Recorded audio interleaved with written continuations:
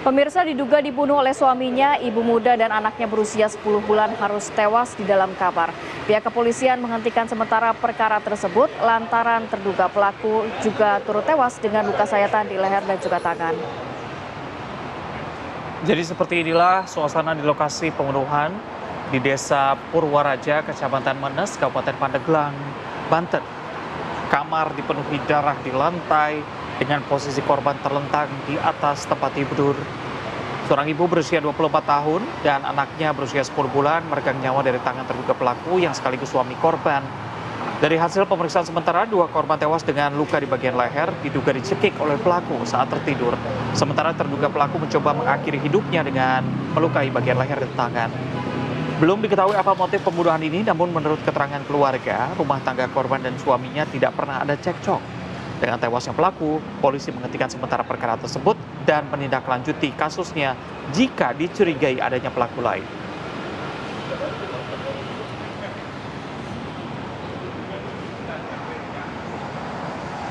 Dan kita akan mencoba untuk mendalami kasus ini. Bergabung bersama kami Kapolres Pandeglang, AKBP Dino Indra Setiadi. Pak Kapolres, selamat pagi. Ya, selamat pagi, Mas. Pak Kapolres, ini kalau tadi diinformasikan ada anak yang masih berusia 10 bulan di sana. Dan rumah tangga korban, menurut keluarga ini baik-baik saja, tidak ada cekcok begitu.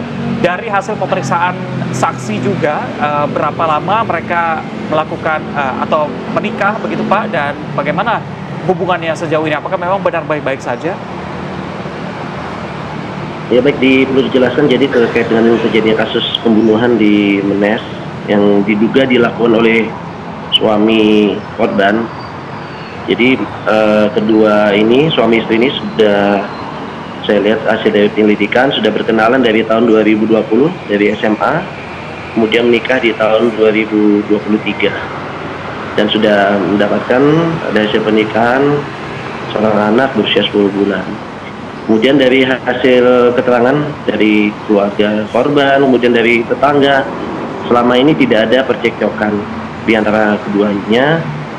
Kemudian kita juga mendapatkan hasil penyelidikan kemarin dari keterangan dari tempat bekerja suaminya, ada keterangan bahwa yang bersangkutan bekerja sebagai kurir ekspedisi dan ada sejumlah uang sekitar 12 juta yang masih ada dipegang, namun dari pihak ekspedisi mengikhlaskannya. Kemudian juga dari situ kita mendalami lagi, masih mengetahui motif-motifnya. Kemudian dari komunikasi handphone yang kami buka juga, memang dari pelaku sempat membuat status di IG istrinya sekitar jam 1 dini hari, mengatakan bahwa yang bersangkutan memang masih mohon maaf, minta maaf kepada ayah, minta maaf, seperti itu. Demikian.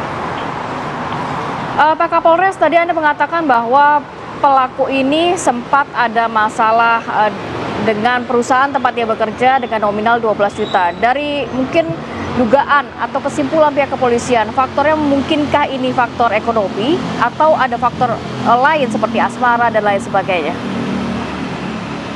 Jadi bukan bermasalah dengan keuangan ya, saya perlu jelaskan bahwa yang bersangkutan ini ada kewajiban. Jadi karena sebagai kurir, jadi setiap harinya itu ada semacam hasil dari PCOD itu, yang hari itu harus disetorkan senilai 12 juta rupiah. Namun dari pihak perusahaan menjelaskan bahwa uang itu diikhlaskan. Kemudian hasil kami pengecekan di TKP, uang itu tidak ditemukan 12 juta rupiah itu. Seperti itu. Oke Pak, tadi Anda juga mengatakan bahwa memang sudah melakukan pengecekan terhadap ponsel dari korban dan juga pelaku begitu. Apakah di sana ditemukan adanya kecurigaan permasalahan keuangan juga, misalnya dari judi online dan sebagainya begitu Pak? Ya, untuk jadi ada 2 alat komunikasi baik dari suami maupun istri. Yang dari istri sudah kami buka. Untuk yang dari suami masih dalam proses di cyber, masih untuk dibuka lagi. Sementara dari hasil pantauan media sosial, memang ada seperti dari jam 1 itu memasang status di IG istrinya menyampaikan permintaan maaf. Demikian. Ya, permintaan maaf untuk siapa Pak? Untuk keluarga dari korban atau bagaimana? ya menyampaikan permintaan maaf, ayah minta maaf sayang, nah, dengan menampilkan gambar istri dan anaknya, seperti itu. Itu jeda berapa lama sampai akhirnya korban ini tewas dan pelaku bunuh diri? Jadi korban itu memasang status kurang lebih pukul 1 dini hari. Kemudian pada saat bapak mertua atau ayah dari istri ini, dari korban juga, pukul 8.30 pada saat ke rumah sudah menemukan kondisi istri ataupun anaknya dan cucunya sudah meninggal dunia. Jadi ada kurang lebih jeda 7 jam lebih. Memang dari hasil pemeriksaan jenazah itu estimasi waktu kematian sekitar 6 sampai 12 jam. Oke, baik. Dari keterangan yang didapatkan tetangga sekitar, begitu apakah tidak ada kecurigaan? Tetangga sekitar menerangkan bahwa kedua suami istri ini, pasangan ini, memang kondisinya hubungannya baik-baik saja, tidak pernah ada mendengar keributan baik rumah tangga ataupun keributan dengan tetangga. Jadi komunikasi sudah sangat baik sekali, komunikasi dengan pihak kedua belah pihak yang diketahui dari para tetangga, bahkan dari keluarganya pun menerangkan demikian. Ya, Pak, tadi ada mengatakan bahwa yang pertama kali menemukan masih kita dalami. Baik, Pak Kapolres, tadi Anda mengatakan bahwa yang menemukan pertama kali adalah ayah dari korban. Dari hasil olah TKP di lokasi, Pak, adakah kemungkinan orang lain yang ada di rumah tersebut yang mungkin bisa melakukan aksi seperti itu? Ya, masih melakukan penyelidikan. Memang hasil pada saat ada kecurigaan dari orang tua istri ataupun dari mertua terduga pelaku, awalnya biasanya setengah 6 pagi itu ada aktivitas di rumahnya karena emang rumah berdekatan ya, antara rumah orang tua dari aktivitas, kemudian dipanggil-panggil belum ada jawaban, kemudian pada pukul 7:30 dipanggil lagi belum ada jawaban, belum ada aktivitas, begitu 8:30 datang lagi ke rumahnya.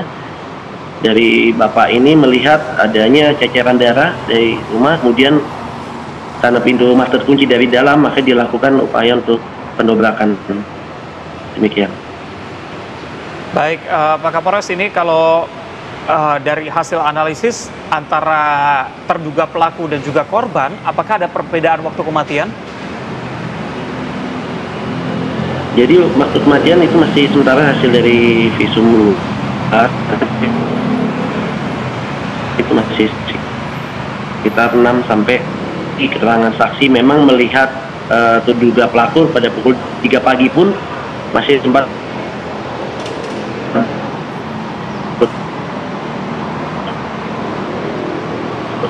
komunikasi dengan bapaknya, bapak mertuanya itu masih ada. Namun kalau pun anak dalam sampai dan Pak Kapolres. Pagi, ya. Ya Pak, nampaknya suara Anda terputus-putus, Pak. Boleh diulangi kembali, Pak? Suaranya terputus tadi, Pak. Ya, nampaknya ada gangguan ya, baik, teknis ya. Baik, Pak Kapolres, terima kasih banyak AKBP Dino Indra Setiadi, Kapolres Pandeglang yang sudah berbagi informasi dan waktunya pada pagi hari ini. Sehat selalu Bapak, selamat beraktivitas kembali.